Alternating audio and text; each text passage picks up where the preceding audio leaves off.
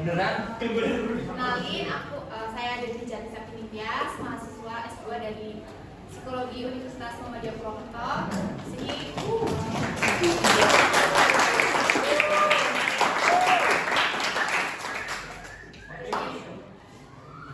Tujuan saya kesini ingin sharing pengetahuan dengan teman-teman, dan saya di sini gak sendirian, ada teman saya juga di belakang itu Mbak Nabila namanya.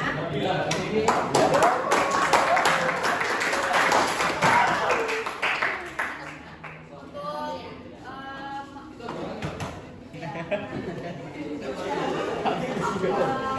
yang ingin saya sampaikan itu terkait tentang perilaku oversharing.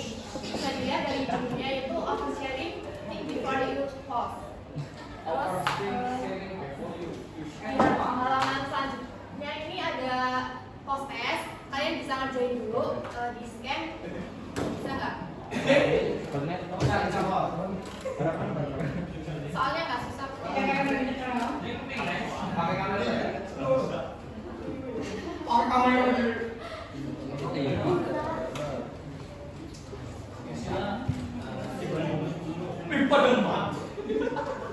Nanti untuk pengerjaannya tinggal mencetak yang ada di soal-soalnya itu dijawab sesuai dengan keyakinan teman-teman. Waktunya 10 menit ya.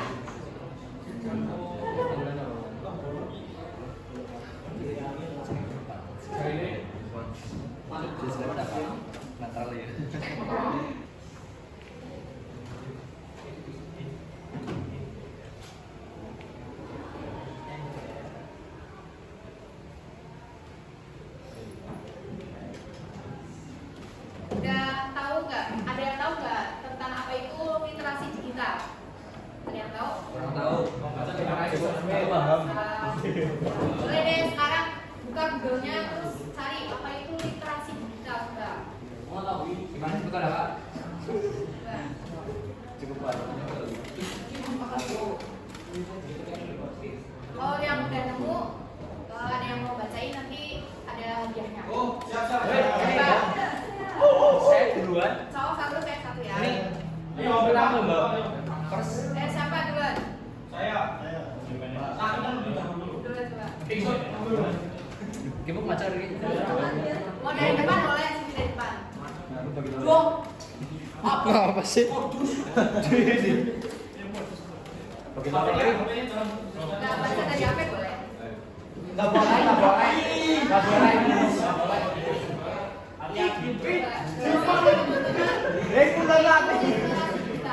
Literasi digital adalah kemampuan untuk menggunakan teknologi digital seperti internet dan alat komunikasi untuk mencari, mengevaluasi, dan menggunakan informasi.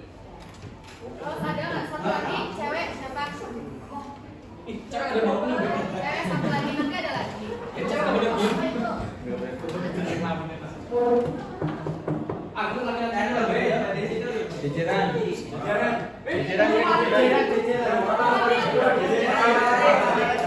Ada teman.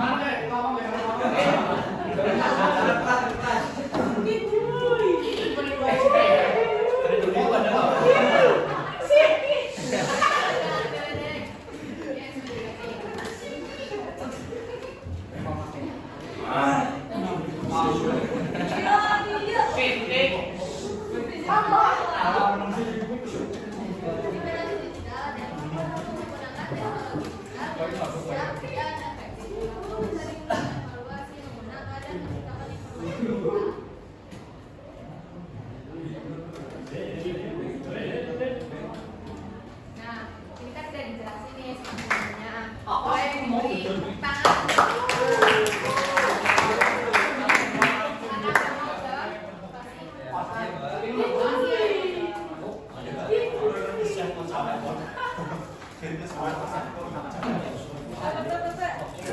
Sesuai yang udah dijelasin sama teman-teman kalian tadi, bisa diartikan bahwa literasi digital itu kemampuan individu dalam memahami, menggunakan, dan juga menilai informasi digital secara kritis.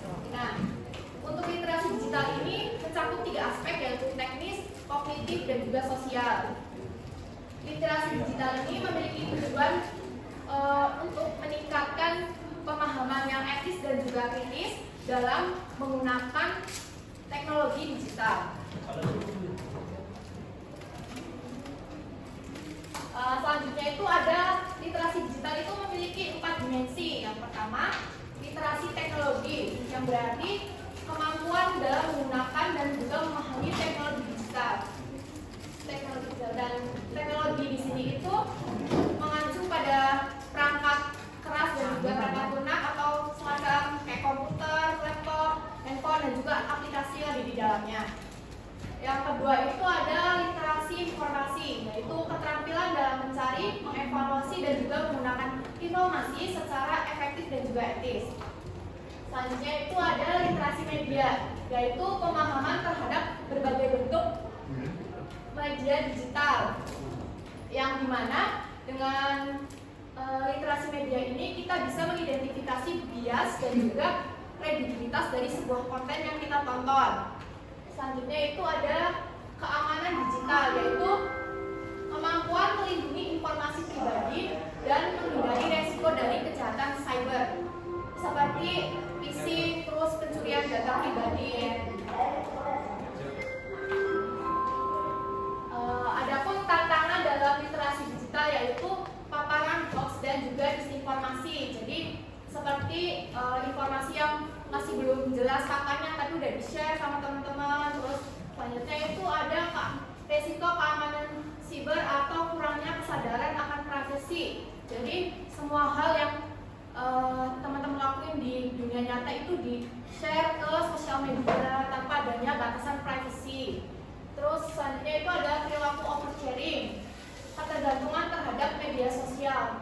Gak bisa tuh sehari gak buka TikTok atau buka IG, WA. Pokoknya dalam sehari itu harus buka aplikasi itu, kalau enggak ada yang kurang gitu rasanya. Terus kesenjangan digital dan juga kurangnya pendidikan formal. Seperti yang udah dilihat tadi, salah satu tantangan literasi digital itu ada perilaku oversharing. Di sini ada yang tahu nggak perilaku oversharing itu apa? Yuk, masih buka lagi. Nomor 1. Kasih lu boleh sih. Boleh lihat HP boleh. Ya, bisa. Informasi ya. Boleh. Yang apa, Gun? Jadi sama gue. Foto ya. Temenan deh ya. Karo kayak gue. Perilaku oversharing yaitu tindakan membagikan informasi pribadi secara berlebihan atau tidak bijak di media sosial. Terus satu lagi siapa cowok?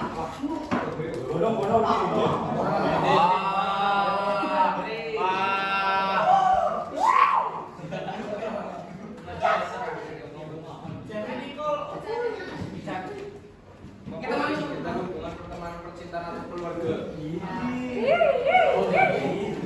Ulangi yang cintaan, Gun. Oke, Coba tuh temennya diulangin. Baca yang benar. Itu memposting detail hubungan pertemanan percintaan atau keluarga. Oke, contoh. Oke, Dulu katanya nggak mau jajan nih. ini ya. Warna dia. Ini ya. Maunya nomornya. Foto lu. Kalau dia, oh jebule. Kalau bapak tidur kemana? Nah, seperti yang udah dijelasin oleh teman-teman kalian tadi ya, bahwa oversharing itu tindakan membagikan informasi pribadi secara berlebihan atau tidak bijak di media sosial. Nah, perilaku perlu teman-teman ketahui ya bahwa perilaku oversharing ini sama aja kayak barang-barang yang adiktif, kayak misal narkoba. Nah, itu penanganannya itu juga harus menggunakan terapi yang menggunakan pendekatan baik dari segi biologis, psikologis ataupun sosial. Nah, ini ada sedikit gambaran dari perilaku, apa itu perilaku oversharing. Itu salah. Kita tahu juga. Foto. Sini langsung. Apa sekarang? Jadi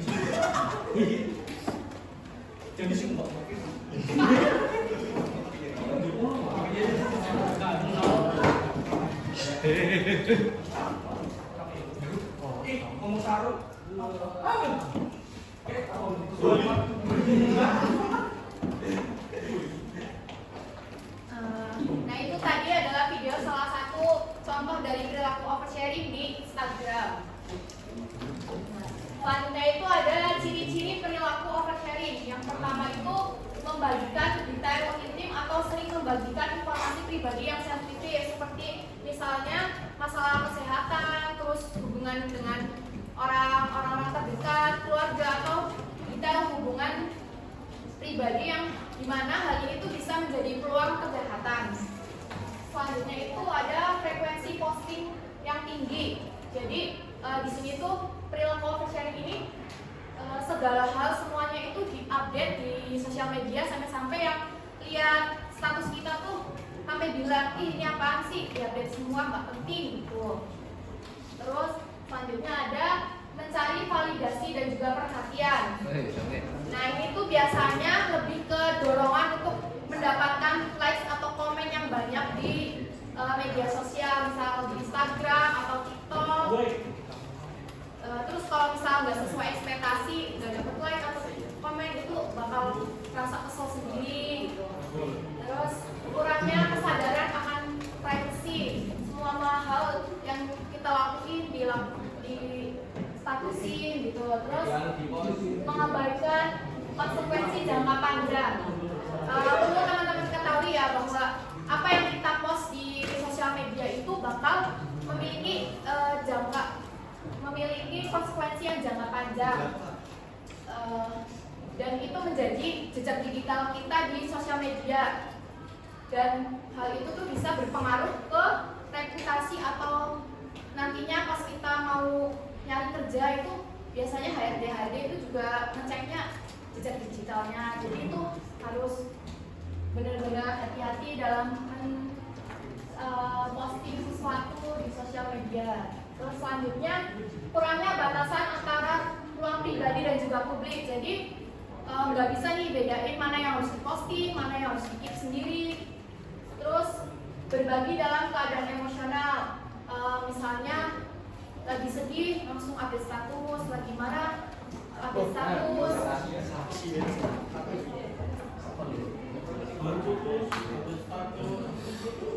Terus selanjutnya itu kenapa sih anak muda atau remaja itu rawan terhadap perilaku oversharing? Yang pertama, budaya digital yang menilai berdasarkan like atau followers. Nah, biasanya kan anak-anak muda nih kayak kalian sama Mbak juga ya. Terus itu biasanya tuh menilai suatu konten itu bagus atau enggak itu kan biasanya diukur dari jumlah likes atau bukan dari kualitas kontennya. Kalau kontennya bagus tapi like-nya nggak banyak, komennya nggak banyak, itu kan biasanya langsung di skip gitu loh. Terus media sosial juga membentuk sebuah validasi eksternal yang dimana kalau likes-nya banyak berarti aku famous gitu. Iya lagi. Terus kurangnya literasi etika digital yang dimana kita ini bisa pakai teknologinya tapi kita belum tahu gimana batas etikanya dalam menggunakan sosial media tersebut. Kita juga nggak tahu resiko apa yang bisa muncul ketika kita melakukan oversharing. Terus tekanan sosial dan kebutuhan eksistensi. Jadi kayak misal kalau aku nggak update ini, aku bakal ketinggalan nih. Kayak yang sekarang apa ya, nggak ikut tren velocity, nggak keren gitu ya. Terus nanti bakalan muncul nih dalam diri kita itu potensi FOMO itu takut kehilangan suatu momen gitu. Terus minimnya pendidikan digital resiliensi yang dimana kita itu belum diajarkan bagaimana cara bertahan di dunia digital yang keras. Kan di dunia digital ini banyak tuh komen yang ngata-ngatain. Nah, kita itu belum memiliki ketahanan untuk menghadapi komentar tersebut, kayak cyberbullying-nya, terus berbagai macam tekanan online yang ada di sosial media. Nah, ini ada contoh perilaku oversharing. Yang pertama di Instagram ada trend at yours. Siapa yang pernah ikutan nih? Apa ini? Nalpas libatkan Yang apa? pernah nih ya, kayak misal apa ya? Ini yang nama panggilan kecil kamu siapa? Atau yang little about myself, yang umurnya berapa, zodiaknya apa, tingginya berapa. Nah, itu udah termasuk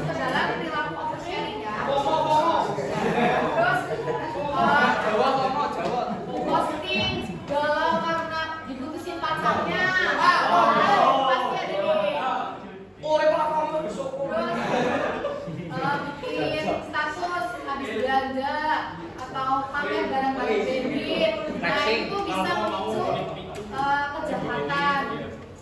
Terus ada di TikTok, misal di live terus kita ditanyain rumahnya di mana, terus dijawabnya dengan jujur aku tinggalnya di sini. Nah itu udah oversharing ya teman-teman. Terus bisa curhat, ada diputusin atau lagi ribut nih sama bapak ibunya. Terus ada kan tren yang home tour gitu. Terus let's eat my bag. Nah itu yang di dalam tasnya ada apa aja gitu, itu udah termasuk ke dalam konten yang oversharing. Nah selanjutnya itu WhatsApp. Terus menerus bikin status tentang keluhan hidup, kayak ribut tuh sama keluarganya, terus masalah tugas yang banyak atau masalah apapun yang itu tuh nggak ada batasan privasinya. Jadi semua kontak yang ada di WA tuh tahu kalau kamu tuh lagi ngalamin itu. Terus bikin status tuh tentang kegiatan hari ini, mulai dari bangun tidur sampai mau tidur lagi sampai jam-jamnya itu. Kayak aku ya, Nam? Udah termasuk Kayak aku ya? sharing. Bener juga. Adapun dampak dari oversharing di media sosial yang pertama adalah kecemasan dan juga stres.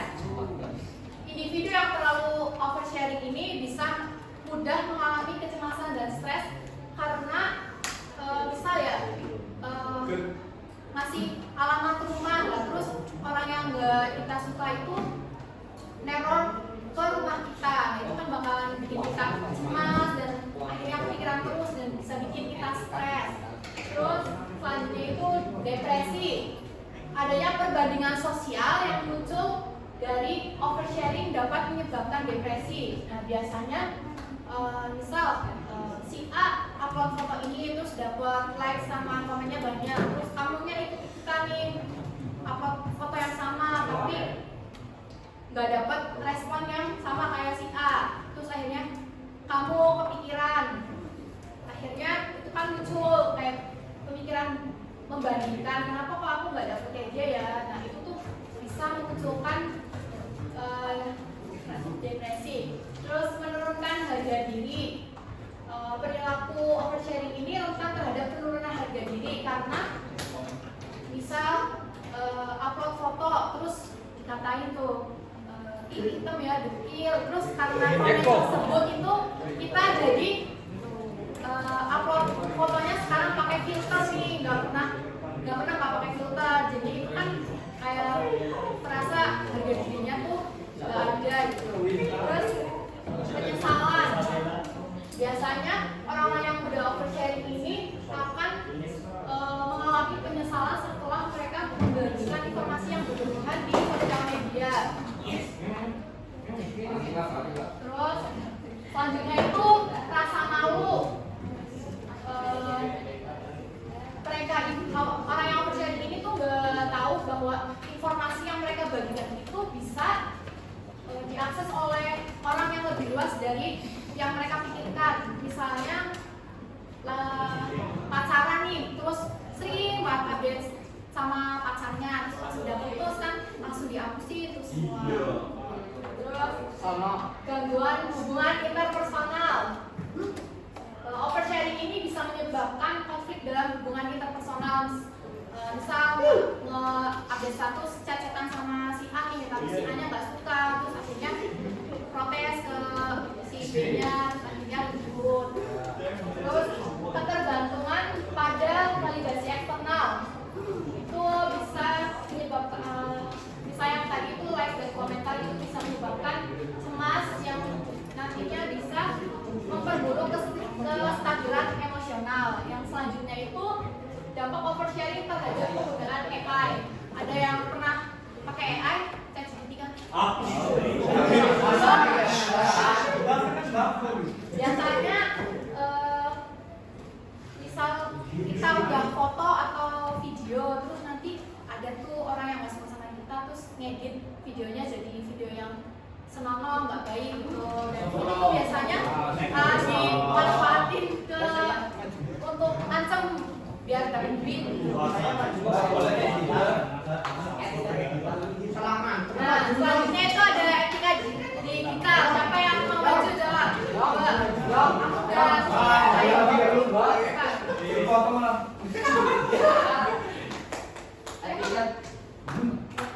Etika digital adalah seperangkat prinsip dan pola yang mengatur perilaku dan berinteraksi dan menggunakan teknologi digital termasuk internet dan media sosial.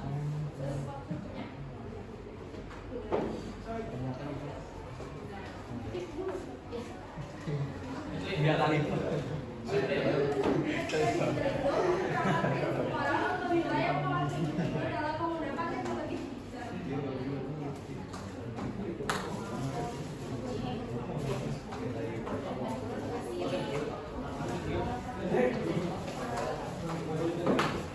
Seperti yang udah dijelaskan sama teman-teman kalian tadi ya, yaitu etika digital itu seperangkat prinsip, norma, moral atau nilai yang mengatur individu dalam menggunakan teknologi digital. Nah, etika digital ini menekankan pada kesadaran penuh dalam menjaga privasi, keamanan, serta hak dan juga kewajiban kita di dunia maya. Adapun prinsip-prinsip etika digital yang pertama itu kesadaran privasi. Jadi kita tuh harus sadar batasan antara mana yang informasi pribadi dan juga mana yang bisa di-share di publik. Terus keamanan data. Keamanan data itu bisa kita lakukan dengan menggunakan password yang campuran antara huruf, angka dan juga simbol. Terus mengaktifkan autentikasi 2 faktor, dan selanjutnya itu ada berpikir sebelum membagikan. Kita tuh harus meriksa ulang apakah postingan yang mau kita posting ini aman untuk dipublikasikan atau membahayakan diri sendiri atau orang lain atau enggak gitu. Terus tanggung jawab digital, yaitu kita tuh harus bisa menghormati hak privasi orang lain dan juga hak privasi diri kita sendiri. Terus ada nilai-nilai dalam etika digital. Yang pertama adalah tanggung jawab. Jadi di sini kita harus menggunakan media digital secara bijak dan juga bertanggung jawab dalam setiap tindakan kita di media sosial. Yang kedua, privacy. Kita harus menjaga baik privasi kita sendiri ataupun orang lain. Terus kejujuran. Di sosial media ini kita harus juga menyampaikan informasi secara jujur agar menghindari penyebaran hoax atau manipulasi. Yang kedua, yang keempat, rasa hormat, yaitu menghargai perbedaan, tidak melakukan cyberbullying dan juga interaksi dengan sopan di dunia digital. Misalnya pas chat tuh ke guru, meskipun itu lewat chat, tapi kan itu guru kita, jadi kita tuh harus tetap sopan, mulai dari salam, perkenalan, terus menjelaskan tujuannya, bukan langsung bu ini gitu. Terus selanjutnya itu keadilan digital, yaitu semua orang itu berhak mengakses dan juga menggunakan teknologi secara adil serta tidak merugikan hak lain. Terus selanjutnya itu adalah cyber security. Siapa yang mau jawab? Ada nggak? Ayo, maju.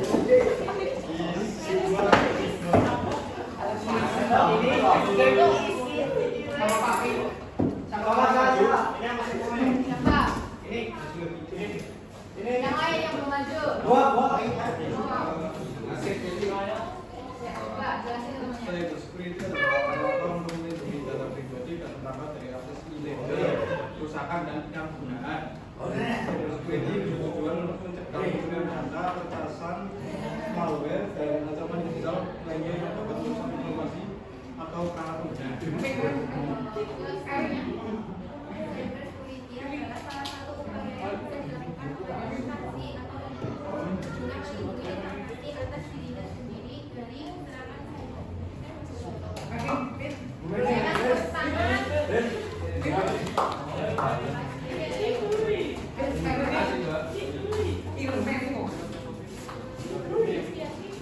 Nah, tadi kan udah dijelasin bahwa cyber security itu langkah kita pribadi dan juga perangkat dari akses digital, kerusakan dan juga penyalahgunaan. Nah, cybersecurity ini memiliki tujuan untuk mencegah pencurian data, peretasan, malware dan juga ancaman digital yang dapat merusak informasi atau perangkat pengguna. Nah, ini ada contoh video apa itu cybersecurity.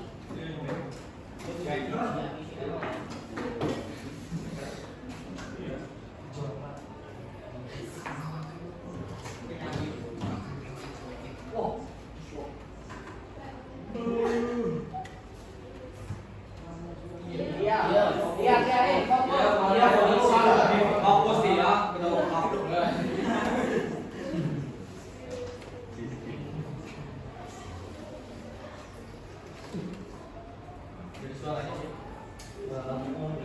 Harus pakai speaker ya, Yes.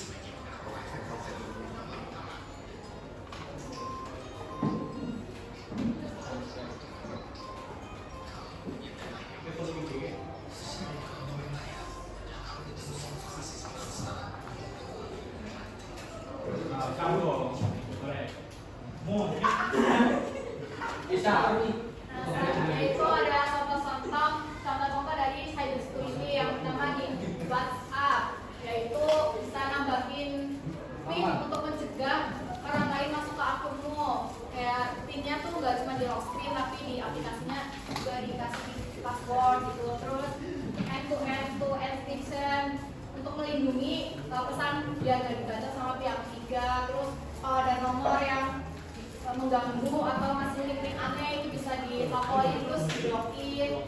Terus di Instagram itu bisa private account, jadi kita bisa milih nih siapa yang bisa melihat postingan kita di Instagram. Terus login activity, yaitu buat ngecek ada nggak sih aktivitas login yang mencurigakan di akun kamu. Terus di Google itu bisa Google Password Manager untuk mengelola dan juga memberikan peringatan kalau ada password yang bocor. Terus bisa juga activity check, bisa melihat dan juga menghapus aktivitas akun secara berkala. Terus selanjutnya itu ada manfaat cybersecurity, yaitu melindungi data pribadi. Jadi untuk mencegah informasi kayak alamat atau foto dan juga nomor telepon kita itu disalahgunakan. Yang kedua ada mencegah akses ilegal, yaitu untuk menghindari biar akun kita tuh gak di-hack sama orang yang gak bertanggung jawab. Terus menjaga privasi dan juga reputasi. Yang keempat, mengurangi resiko penipuan dan juga phishing. Yang kelima adalah meningkatkan rasa aman dalam beraktivitas online. Yang keenam adalah mendorong etika dan juga tanggung jawab digital. Selanjutnya itu kita ada role play atau main peran dikit di sini. Aku mau minta tolong 2 orang cowok maju sama 1 orang cewek. Supaya Wakil. cewek cowoknya 2. Ngono.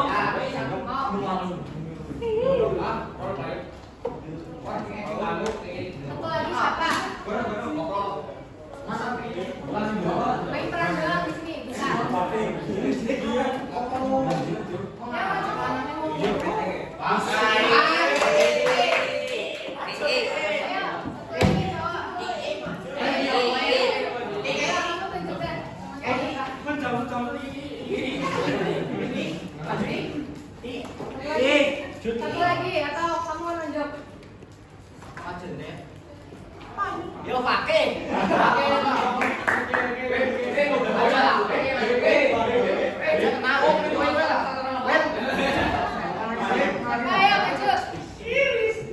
Ayo temen bangkunya itu. Kamu ceweknya kamu. Cewek satu.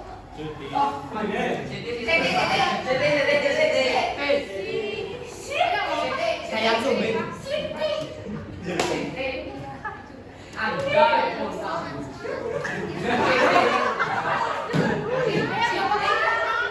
Bentar doang. Tunggu ngapain? Nah, jadi sama yang peran antara korban oversharing dan juga jadi hacker. Bukan ini jadi hacker, ini jadi korban oversharing ya. Jadi ceritanya ini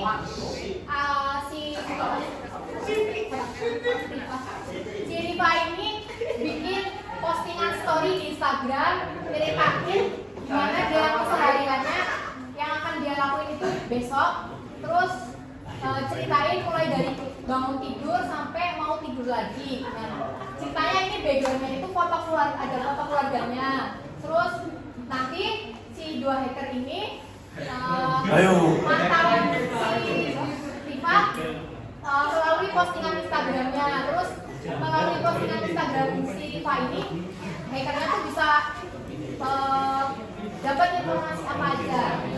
Sekarang boleh bikin cerita di story gitu. Lepas. Ya, hari ini mau besok mau ngapain dari bangun tidur sampai mau tidur lagi gitu.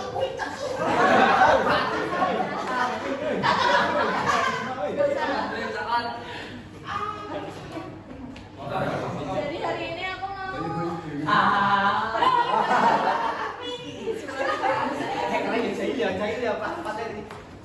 Jadi hari ini aku mau ke Curug bareng teman-teman guys. Terus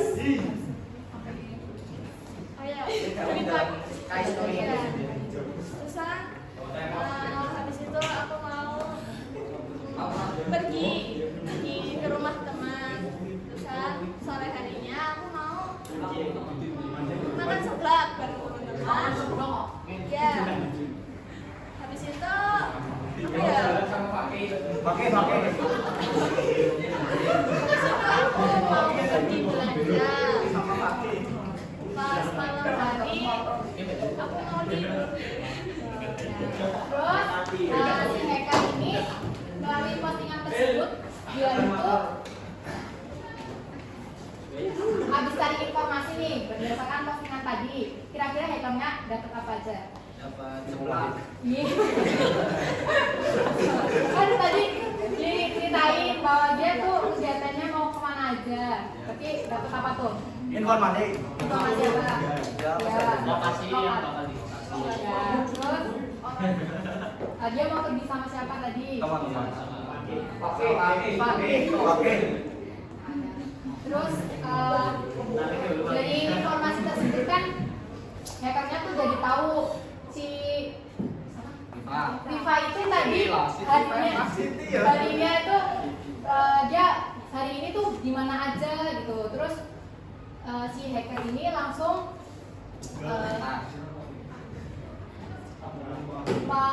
bisa tuh dengan informasi tersebut dia tuh bisa di Instagram ya DM, kamu hari ini ke sini ya gitu. Coba DM. Kamu ngesuk nih. Ya, kan bisa ya. Terus karena itunya akun anonim, kamu baca lihat tesnya.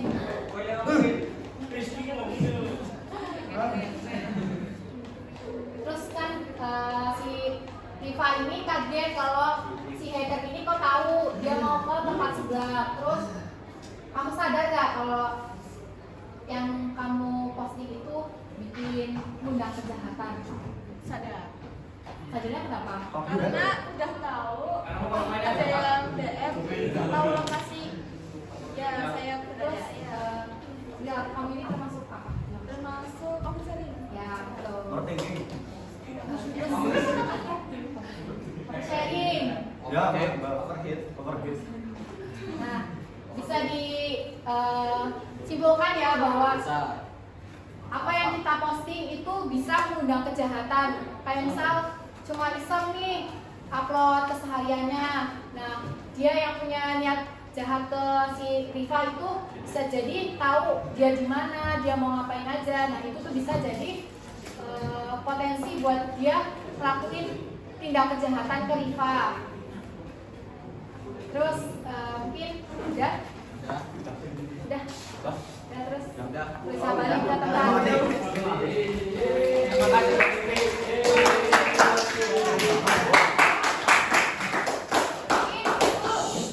Sedikit materi dari saya. Nah, ini ada tes lagi, itu pretest cuma dikit doang, bisa minta tolong untuk diisi.